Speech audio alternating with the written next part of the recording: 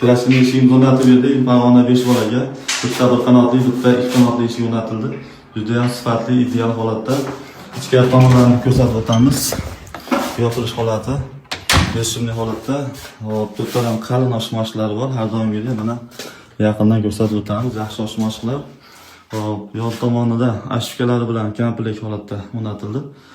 Patologlariga ham juda ham mos holatda bir-biriga svetlarni tanlashdi akalarimiz.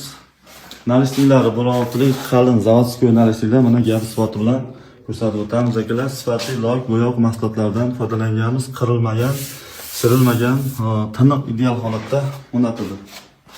Ko'rishingiz mumkin. Bir qanotli eshigini ko'rsatib o'tamiz orqa tomonda.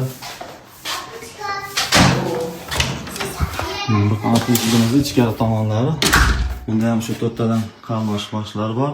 Devor ashkalari bilan o'rnatib berdik. Atko'z olinmaydi.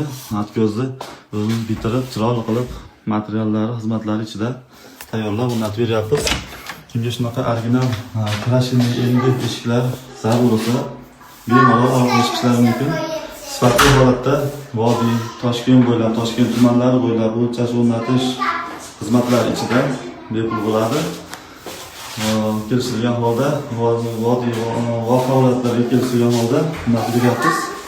Avvalgi dastavkalarimizni beryapmiz. Ko'rishlarimizga juda ham sifatli chiqqan eshiklarimiz. Pastga nima qo'yib qo'yamiz? Akalar kuzatishni davom etasizlar. Kanalga a'zo bo'ling akalarimiz. A'zo bo'lsa yangi fasol ranglarni kuzatib olish uchun sog' bo'linglar.